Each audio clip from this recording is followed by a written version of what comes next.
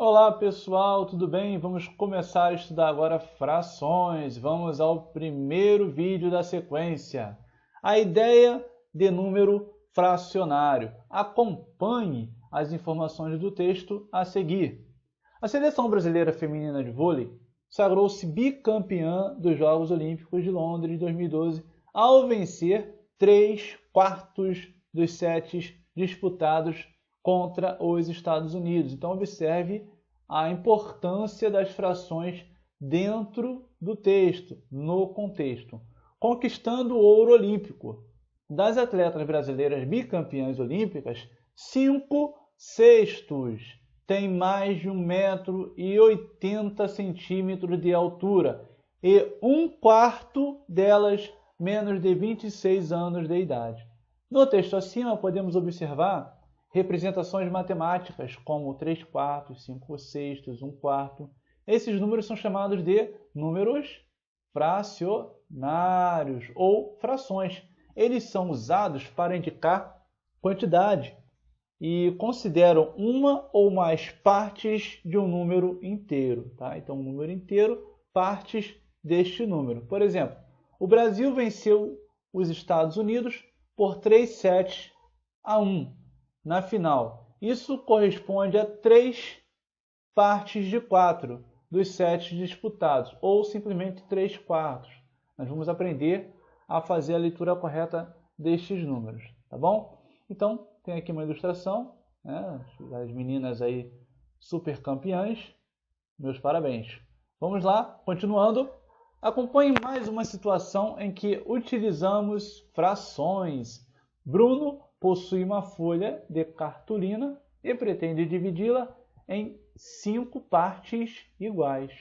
Tá? Então ele vai pegar essa folhinha e vai dividi-la em 5 partes iguais. Ok, como é que ele vai fazer isso? A folha representa uma unidade ou inteiro. Lógico, você não cortou a folha, não fez nada, ela está inteira, está completa. Para uma dessas partes, cada uma dessas partes corresponde a 1/5. Por que 1/5? Uma parte de 5 da unidade, ou a quinta parte da folha. Então, aqui ó, ele dividiu em 5 partes. Então, cada parte dessa vai corresponder a 1/5, como está escrito aqui, ó, lê-se 1/5. Ok. Bruno utilizou 3 dessas partes em um trabalho escolar. A parte da cartolina utilizada corresponde a 3/5. Ora, se ele utilizar uma parte, é 1/5. Se ele utilizar duas, é 2/5. Então, se ele utilizar 3, vai ser o quê? 3/5, como está escrito aqui. Legal? Então, nessa situação em que consideramos uma ou mais partes iguais de um objeto que representa a unidade, também está presente a ideia de número fracionário. Tá legal? Então, nós estamos vendo aqui a ideia conceitual. Vamos aprofundar à medida que formos aí avançando nas aulas, certo? Então, agora, observe alguns exemplos. A gente tem aqui um quadrado, né, um retângulo, redividido em 4 partes iguais. Cada parte dessa é uma fração. Então, aqui, uma parte pintada corresponde a 1/4. Aqui a gente tem um círculo dividido em 6 partes iguais. As partes pintadas, como são 5 partes pintadas, você vai ler como 5/6. Aqui nós temos um quadrado redividido em quantas partes? Vamos contar? 1, 2, 3, 4. 4 embaixo, 4 em cima. 8. Pegou 3 partes. Pintou-se 3 partes. Então, como é que nós vamos representar essas 3 partes? 3/8. Tá? Então, aqui está a representação simbólica das frações de forma geométrica e de forma numérica. De modo geral, podemos dizer o quê? Dois números A e B, definição de fração, dois números A e B, com B diferente de zero. Por que B diferente de zero? Não existe divisão por zero, tá bom? Quando escritos na forma A sobre B, representam uma fração em que B vai ser chamado de denominador. Então, preste atenção. O que está embaixo é o que? Denominador. Indica-se o número de partes iguais em que a unidade foi dividida. A, numerador. Numerador é o número que vai estar em cima da barrinha. indica quantas partes foram consideradas, quantas partes foram tomadas. Tudo bem. O numerador e o denominador são chamados de termos da fração. Exemplo, aqui a gente tem numerador e denominador.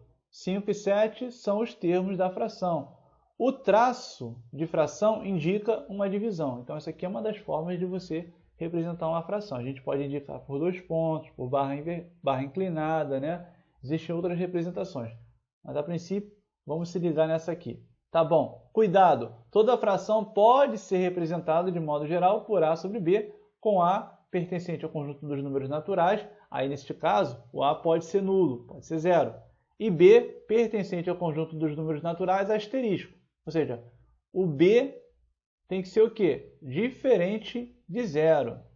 Tá legal? Isso eu estou falando dentro do conjunto dos números naturais. Tá? Mas existem frações no conjunto dos números inteiros, dos números racionais, claro, é uma fração. E então a gente vai ver números negativos também, no denominador e no numerador. Tá? Enquanto isso, vamos pensar apenas no conjunto aqui dos números naturais. Tudo bem. Curiosidade, termos da fração. A nomenclatura usada para indicar os termos de uma fração tem origem do latim. No latim, veja, numeratus, numerador, significa contar. Denominatus, denominador, significa dar nomes. Então, está aí o significado da explicação, né? Por que se chama numerador e por que se chama denominador, o porquê dos termos terem esse nome. Mas isso é apenas uma curiosidade, você não precisa se preocupar muito com isso não, tá bom? Então vamos lá. Aqui a gente tem um pouco de história, como é que os antigos representavam, né, as frações através de símbolos. Então assim, a matemática ela é muito antiga, né? E a gente pensa, mas essa representação ela é difícil.